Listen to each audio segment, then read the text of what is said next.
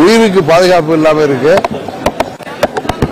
அதனாலதான் நான் பலமுறை சொல்றேன், முதல்வருக்கும் அவர் குடும்பத்தை தவிர யாருக்குமே இங்க பாதுகாப்பு இல்லை. இது போன்ற ஒரு நிகழ்ச்சியில ஏர் ஷோல ஏர்போர்ஸ் நடத்துற ஒரு நிகழ்ச்சியில 10 லட்சத்திற்கு மேல் மக்கள் பார்ப்பார்கள். அது மெரினா பீச்சில் 5 லட்சத்துக்கு மேல் கூடுவார்கள் என்று தெரிந்தோம். சரியான பாதுகாப்பு நடவடிக்கைகள் முன்னேற்பாடுகள் செய்யாதது இந்த அரசாங்கத்தின் மிகப்பெரிய குறைபாடு.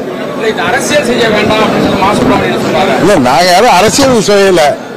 நீங்க சரியா அரசாங்கம் நடத்தலைன்னா உங்களுக்கு சொன்னா அது அரசியல் கிடையாது. இது கும்பகோணத்தில் மகாமக குளத்தில் அம்மா குளிக்க வந்தப்ப அப்ப இது மாதிரி ஒரு விபத்து நடந்தப்ப அதை இந்த திமுக எப்படியெல்லாம் மூளை முடுக்கெல்லாம் அதை பிரச்சாரம் செய்தாங்க. அது அரசியல் இல்லையா?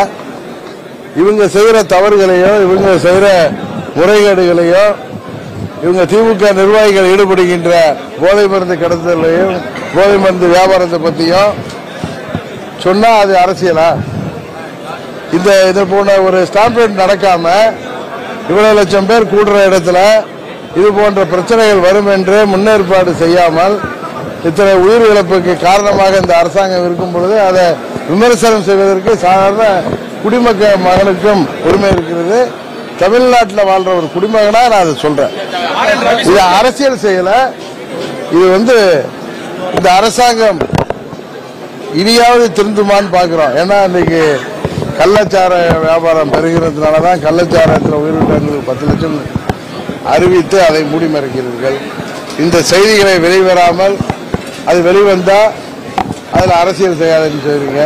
இந்த தவறுக்கு யார் காரணம்?